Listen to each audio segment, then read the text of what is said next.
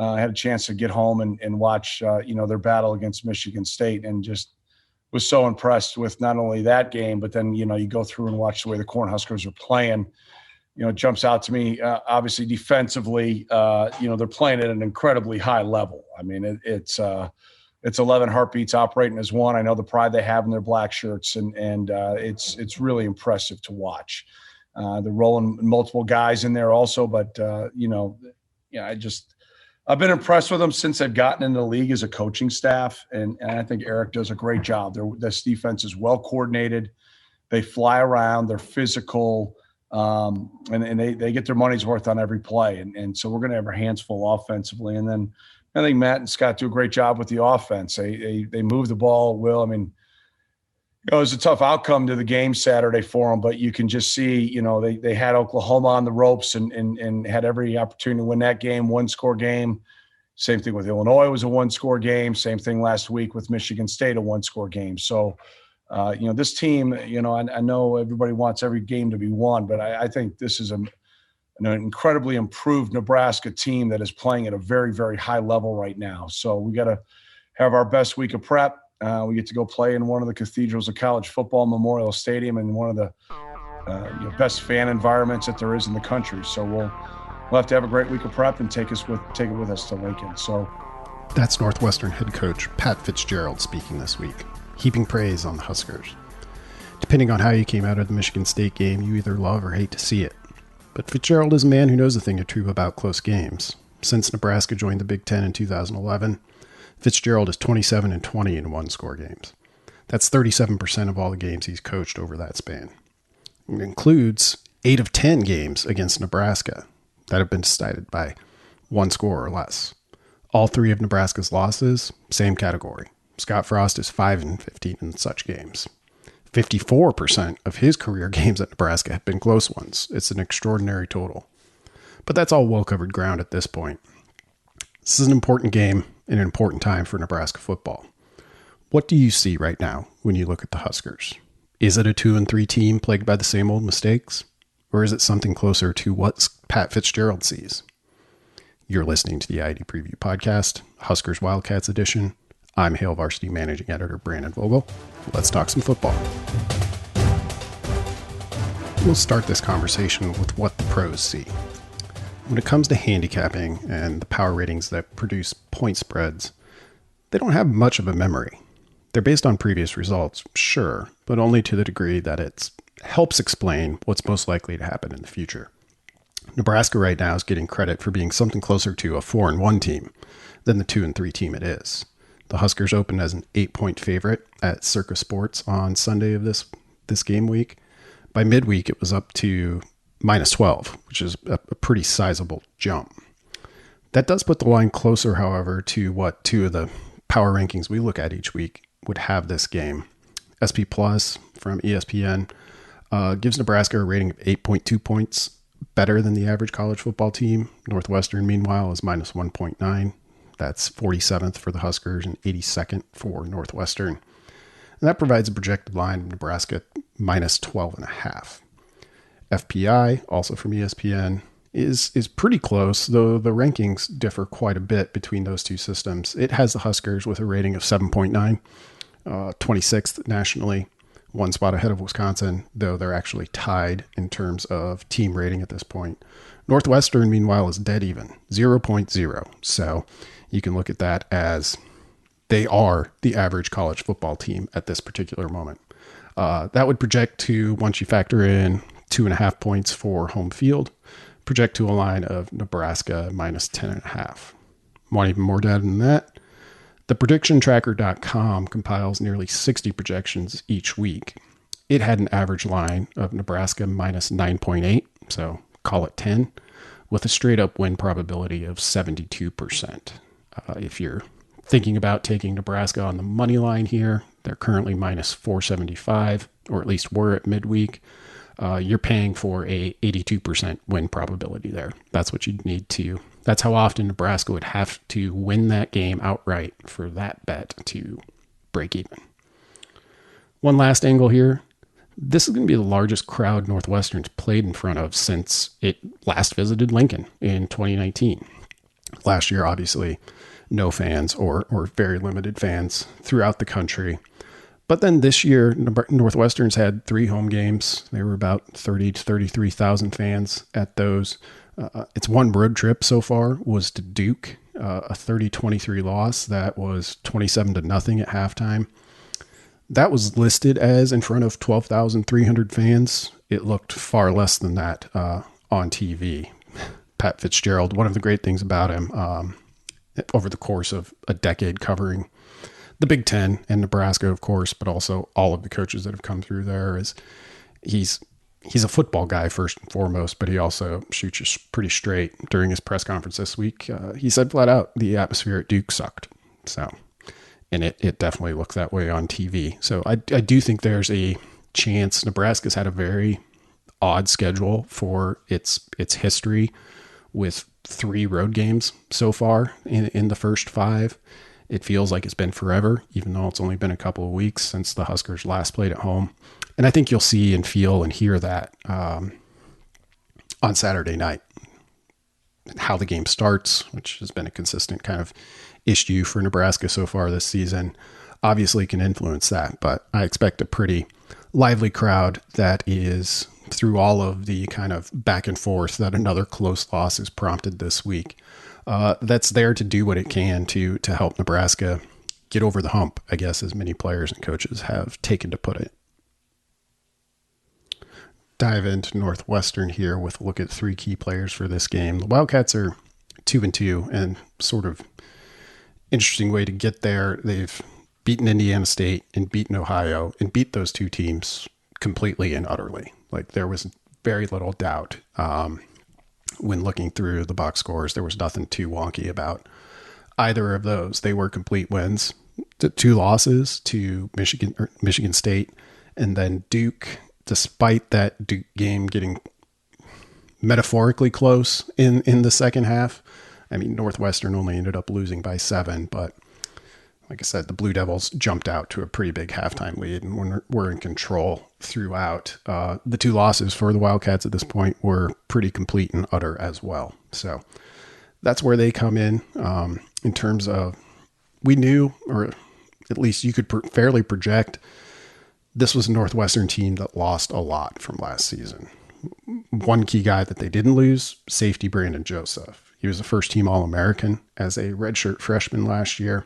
That was basically across the board with all of the various All-America teams that are out there.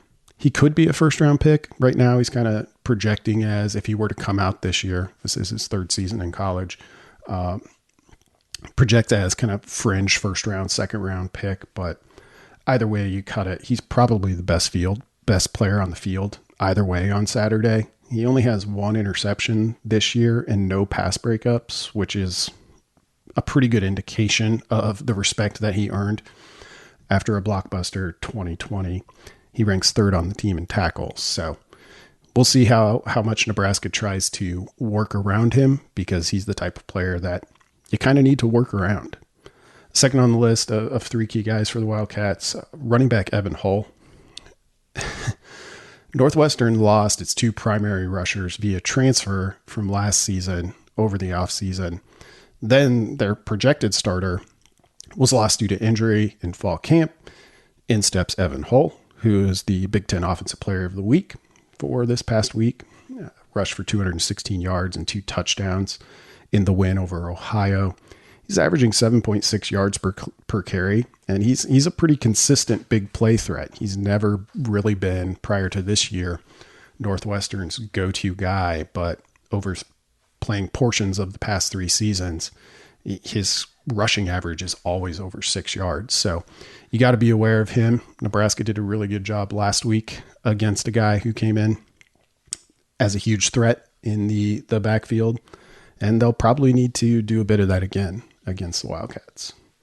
Last for the Purple NU, I went with defensive lineman Jeremy Miser.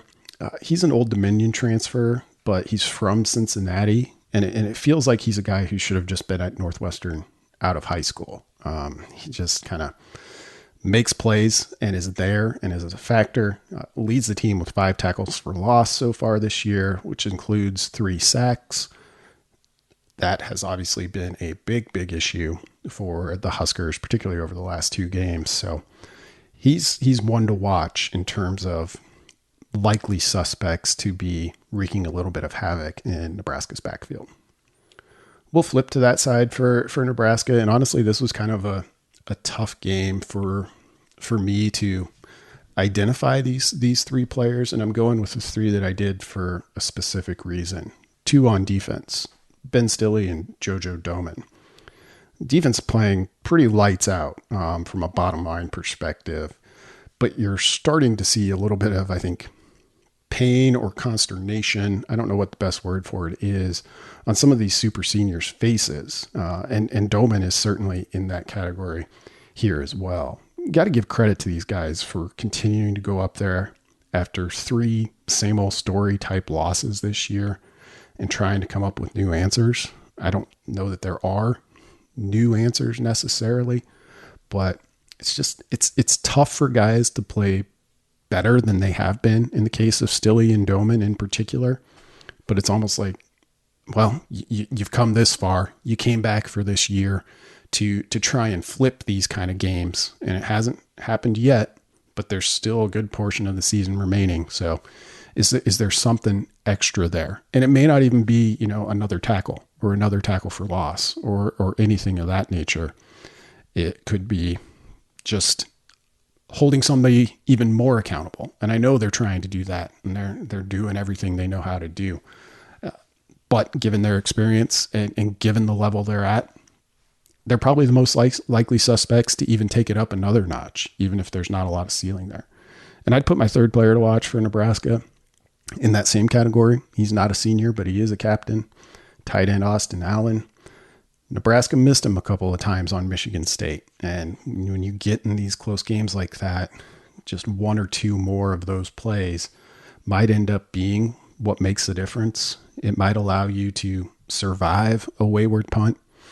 It might prevent you from even having to make or take the chance at a wayward punt. So Austin Allen's a guy where you consistently see the effort and the ability. Nebraska needs to get him a little bit more involved.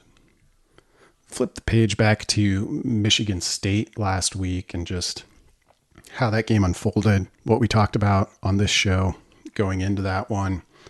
The first key for that game for me was for Nebraska's defense to limit big plays in the run game. That was an emphatic check. Michigan State had an 11% explosive rush rate.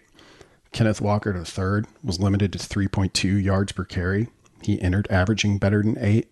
And he gave up some big plays in the passing game. Maybe break one of those up. Again, the margins here are so super thin. But in terms of primary objectives for going to East Lansing and giving yourself a shot to win, Nebraska did a great job against the run. Second key for me last week was for the Huskers to hit some big plays in the passing game. That's a check, but maybe not the bold-faced type check that the rush defense was.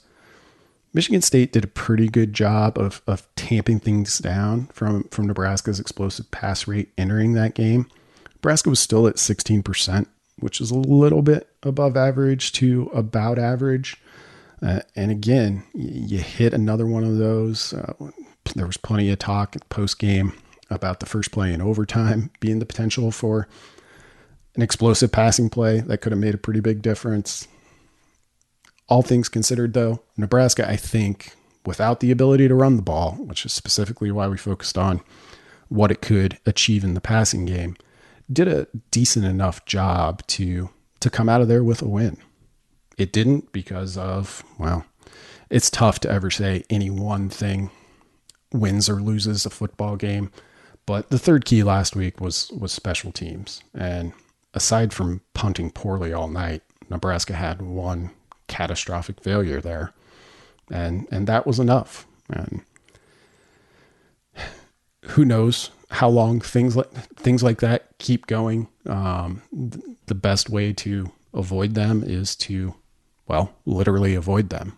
I thought a lot about the 3rd and 4 play right before that punt that ended up tying the game. And, Nebraska's not able to run the football consistently. It can pass there. or it can do what it does a lot of the time and put the ball in Adrian Martinez's hands with a design quarterback run. That's what it did. I looked it up, pulled through all the play-by-play data, because I was just curious what the expected success rate would be for Adrian Martinez run on anything between 3rd and 3 and 3rd and 5 over his career. And I mean, the sample sizes here are pretty small. We're talking about like maybe 25 total plays. He picks that up about 65% of the time. And Michigan State made an excellent play, really owned Nebraska on the offensive line and made an ankle tackle on him, led to the punt, didn't execute the punt. And here we are talking about 2-3 Nebraska instead of 3-2. What are the keys for the game this week? We'll get into that in the second half. But first, here's Rusty Dawkins with your weather forecast for Saturday night. Be sure to follow Rusty at Husker Weather on Twitter and check HailVarsity.com throughout the week for updates. Hi, everyone. I'm meteorologist Rusty Dawkins for Hail Varsity, and this is the I-80 preview podcast forecast for the Huskers versus Northwestern. And we've got a fall-like day on our hands. Temperatures are going to be on the cooler side. I think by kickoff, we'll see temperatures in the upper 60s with a chance, just a small chance at a thunderstorm or two. Otherwise, light rain showers and mostly cloudy skies. A northeast wind, not much, 5 to 15 miles per hour. By the half, we'll see temperatures dropping into the middle 60s and light showers on and off, otherwise mostly cloudy, and a northeast wind of 5 to 15 miles per hour. Then by the end of the game, as we get towards 10 o'clock, I think temperatures will drop into the upper 50s and lower 60s. Again, a chance for some showers on and off, otherwise mostly cloudy skies, and that northeast wind at 5 to 15 miles per hour. I'm meteorologist Rusty Dawkins for Hail Varsity, and I'll have updates on all of my social channels. That's Husker Weather on Facebook and Twitter, as well as Rusty WX, and of course Hail Varsity and all of their social media channels as well. Go Big Red! So how does Nebraska win Saturday night against Northwestern? My first key for this game is the Huskers need to keep Northwestern's offense off schedule. That's always a good way to win a game, but here it's pretty essential. Northwestern has never really been much of an offensive juggernaut under Pat Fitzgerald, and that's fine. That's not the way that they're built. They'd obviously take it if they could get it, but it's just not consistently who they've been. But this is a young offense still trying to figure things out at quarterback. As I mentioned, probably lost 3 guys who could have started for it at running back, and running back still producing at a pretty high level anyway. But you factor all of that stuff in, and Northwestern's in a spot right now where it has to do about everything it can scheme-wise to get its run game going, because it doesn't want the onus to fall on the passing game. Fitzgerald joked during his press conference that he's more than happy to run power I or some triple option this week if he has to. I think he was joking, and I think that was sort of a nod to Nebraska's past, which I appreciated. But point is, against Ohio, Northwestern was able to run the ball at will. Against Indiana State, you should be able to run the ball at will. And those are the 2 wins. They're the 2 games where you could have reasonably expected the Wildcats to do that. And they did it. It's still a very well coached and sound team. Nebraska needs to keep them off schedule to kind of force them out of that. So the more you can put Northwestern in passing downs, the more you do put that onus on the quarterback. And Nebraska's been really good at limiting explosive plays this year. In fact, it's probably the primary trait of this defense at the moment. So even if Northwestern tries to, is in 2nd and 8 or 3rd and 7, and, you got to be cognizant, of course, of swing passes, things to the perimeter, because just dropping back and asking a quarterback to go through the progression has been difficult for them, because they're so far through 4 games, you wouldn't say they have the primary answer that they need at quarterback. Hunter Johnson, the 5-star signee for Clemson, who transferred to Northwestern 3 seasons ago, won that job out of fall camp, but that didn't go well. Just like the first time he got a shot at that job didn't go well. For his Northwestern career so far, his yards per pass attempt are alarmingly low. He's got 5 touchdowns to 8 interceptions. Last week against Ohio, a South Carolina transfer, So they've got quite the Palmetto State battle going on there behind center in Evanston. Ryan Helinski got the start against Ohio, and he was fine. 12 for 20, no touchdowns, no interceptions. When Northwestern's able to run the ball like that, doesn't much matter. So Nebraska needs to keep Northwestern on schedule for that reason. But there's also this. As good as Nebraska's defense has been so far, its success rate doesn't quite match the bottom line point total it's been giving up. And that's totally fine, because the only thing that matters in the game when you get to the end of it are points. But you try to project this thing forward. Nebraska currently ranks 95th in defensive success rate at 45.2%. The 6 teams closest to it in that category are all giving up at least a touchdown more than Nebraska is right now. And that likely means one of two things. Either Nebraska's points allowed are going to go up to more closely reflect how often they're letting opposing offenses stay on schedule, or that success rate is going to come down to more closely represent the amount of points Nebraska is actually giving up. I guess there's a third thing here, and it's probably the most likely one, which is both numbers kind of go towards the mean. But that's okay. Like I said, Nebraska at this point, it could even give up a few more points a game, and it might end up being a little bit better off. I'm talking about like 1 or 2 or 3 points here. Being better off, it was just keeping teams off schedule more. That would be a more consistent, I guess, defensive approach. Not defensive approach. It'd be a more consistent unfolding of the game, because I look at Nebraska's numbers now defensively. A lot of them are very good, but it's also something that doesn't add up totally. So for this game in particular, I'm gonna put out a pretty ambitious number for Nebraska. They've gotten there twice this season, and both of them have been in wins. Granted, Fordham, Buffalo, but still 40%. If Nebraska holds Northwestern's offense to under 40% success rate, which means it would be off schedule or in passing downs 60% of the time, it would be hard for me to see the Huskers not coming away with a win on Saturday. But we also need to consider the offense. Outside of special teams, certainly the group that has the most ground to make up. The second key for me for Saturday is going to be, can Nebraska hit for an explosive rusher 2 outside of Adrian Martinez? And I really think the impact of just 1 or 2 from a running back, or get one of those options to a wide receiver, get 1 or 2 more of those, that go for 10, 12, 14, or anything beyond that, just gravy.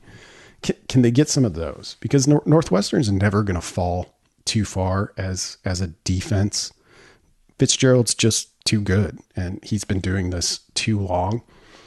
They lost a ton on that side of the ball entering 2021. And they lost Mike Hangwitz, their longtime defensive coordinator, who is one of the most respected minds in football. So there was a lot stacked against Northwestern entering this year. They were just going to be young. They were going to be inexperienced. And early on, certainly in that season opener against Michigan State, it looked that way. First half against Duke looked that way. But this group is still, through all 4 games, considered pretty good on the explosive play front. The explosive play rate allowed is 13.9% for Northwestern. That's better than average, but it's a little off the Wildcats' typical pace. This is a defense that, when it's really going, like it was in 2020, would be down around 10%, which is really just putting a cap on things. And we'll get a little bit more into that with the third key. But when you look at this game, Nebraska, Northwestern, and both sides of it, the strength-on-strength matchup here is Northwestern's ability to limit big passes in particular. Nebraska, so far, that's been its best trait as an offense. Northwestern enters the game at 12.2% on those explosive passes. Nebraska is at 20.8% for its offense. You can expect those probably to come down both, or go up in the case of Northwestern, come down a little bit in the case of Nebraska, meet in the middle, so to speak. So the biggest opportunity, I think, for Nebraska to gain ground here offensively might be the most literal interpretation. Can they hit for some of those explosive plays? Scott Frost continues to mention how much just a couple of creased runs would change this offense. And I mean, there's a reason for that. The offense is kind of constructed to really hurt teams that way through the run game. We also could see some offensive line changes on Saturday. The week leading up to this game, the coaches were pretty open about trying out some different combos. We'll see what actually happens on Saturday. Whatever the right combination is, the easiest way for this game to look like the game that's currently projected for Nebraska, and that's a double-digit win, is for Nebraska to rip off a few of those big runs. Who's going to get them? That's the mystery. Ramir Johnson, so for these purposes, and really for the ease of calculation, on a national basis, I always use 10 plus yards. 12 plus yards is probably better. But it's close enough for me to call it a wash. So runs of 10 plus yards so far this season. Ramir Johnson, who has been Nebraska's kind of go-to back, the starter, so to speak, against Oklahoma and Michigan State, has 2 such rushes this season. Marquise Stepp, the USC transfer, has 3. Savion Morrison has 0. Gabe Ervin, who is not available following injury, had 5 before he got hurt. So that's kind of the glaring thing here is, can Nebraska get some of those runs? And it's not just a running back thing. Of course, we've seen what the offensive line has looked like. They need help up there. But it's a multi-variable equation there, in that, okay, the O-line needs to get on blocks better and maintain blocks better. When they do, which they have at times, running backs got to see things a little bit better. So you're trying to get a little bit of improvement on both fronts there. Nebraska, of course, will take explosive runs from Adrian Martinez. Nobody's in the business of turning down explosive plays from anywhere. And Pat Fitzgerald, like every coach, speaking about playing Nebraska, talked about how dangerous he is this week. It's just, Martinez is playing at a really, really high level now. We still see, there was a fumble against Michigan State. There are a couple missed throws. There's still the other things that are out there. But really, to this point, he's been really, really good for Nebraska. And that's consistently the read on him that other coaches see. He's a player you have to account for. You can account for him and do everything right. And he can still make you look a little bit silly. And he's done that already on a handful of occasions. Nebraska will still get some of its plays through the passing game, of course. In fact, it's probably fair to expect them to get more that way. It's the most consistent part of the attack at this point. But for the overall health of Nebraska's offense, not just in this game, though certainly that, but also going forward, seeing a few more of these plays, these type of big plays, happen on the ground would do wonders. I think it's the shortest path between a game that starts 0-0 and a game that ends somewhere closer to what the line forecasts. Third key this week, Nebraska shouldn't be afraid to play the long game. Typically, this is what Northwestern excels at doing. They put out a defense that year after year limits big plays. You make offenses drive the ball, and you count on your ability to out-execute your opponent. And it's been a winning formula for the Wildcats. With this approach, 5-play scoring drives are killer. 10 or 11-play drives, you'll tip your hat to the opposing offensive coordinator and live with that. Because most of the time, teams aren't going to go 10 or 11 plays, much less longer than that. The reality of college offenses is something will happen before that. And it's been a bit of a change for Nebraska offensively in 2021. It's more deliberate right now, which has been an interesting thing to watch develop. From 2018 through 2020, so the first 3 seasons of the Frost era, average Nebraska scoring drive took 7.7 plays. This year, it's 8.3, which is probably some mix of intentional and unintentional. I'm guessing Nebraska's only hitting big plays through the passing game, as we discussed. That's the unintentional part of this. But it also went into that Oklahoma game hoping to slow things down. Scott Frost said it in the post-game press conference. Through 5 games this year, Nebraska's averaging 52% of possession. That's based on possession time. It hadn't been higher than 48% over the first 3 years of the Frost era. So some of this, I think, is what they have to do based on the current limitations of the offense. But I think some of it's also knowing they have a great defense and seeing what gives them the best chance to win. That offense is not a well-oiled machine at this point, but it might be better suited than past versions for the type of game Northwestern typically tries to play. And I think that's true for when you flip this around. Northwestern's offense, meanwhile, it's trending ever so slightly the other way from 2018 to 2020. So the same span we looked at for Nebraska. Northwestern's average scoring drive required 8.6 plays. That's the longest. That was the longest in the Big Ten from a plays perspective. This year, through 4 games, it's down to 8.3. That's a small difference over a still small sample size.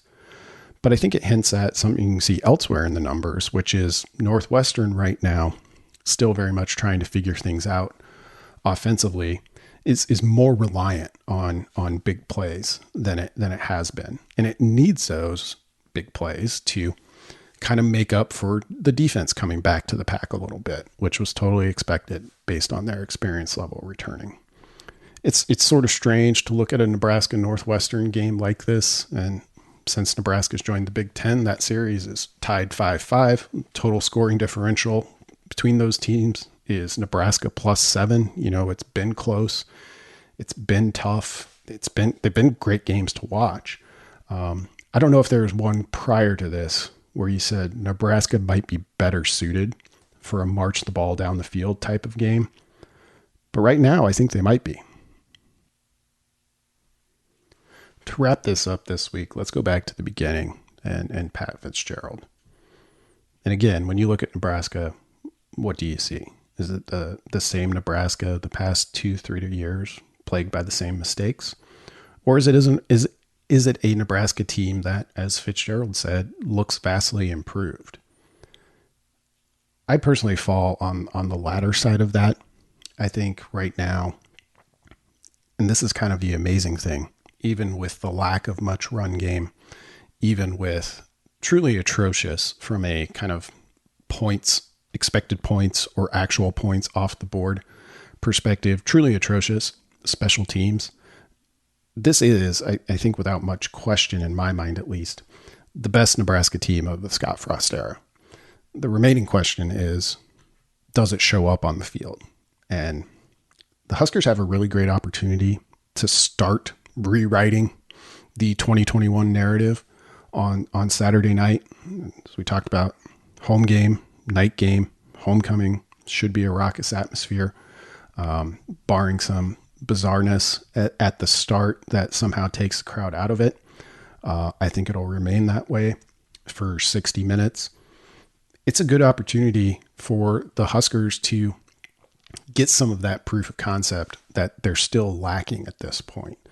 And I expect them to play really well. I know the history between Nebraska and Northwestern. I have the utmost respect for Pat Fitzgerald and the staff and what the Wildcats do year in and year out. You know, they're a really interesting team to look at from the sort of 30,000 foot view. Mentioned that Fitzgerald's 27-20 in those one-score games over the past decade. You'd expect any coach to be about 500 in there.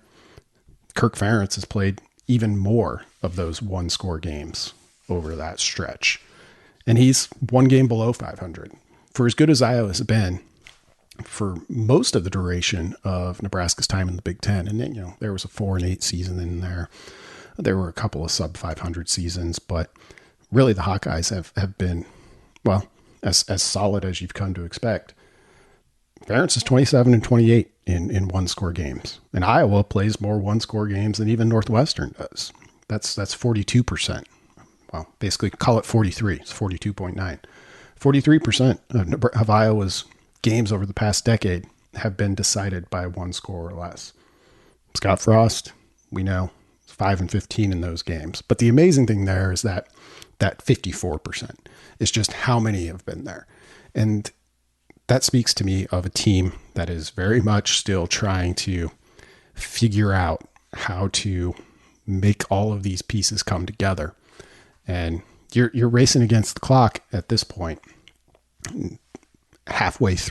almost halfway through your fourth season. That's just reasonable, and that's fair to expect.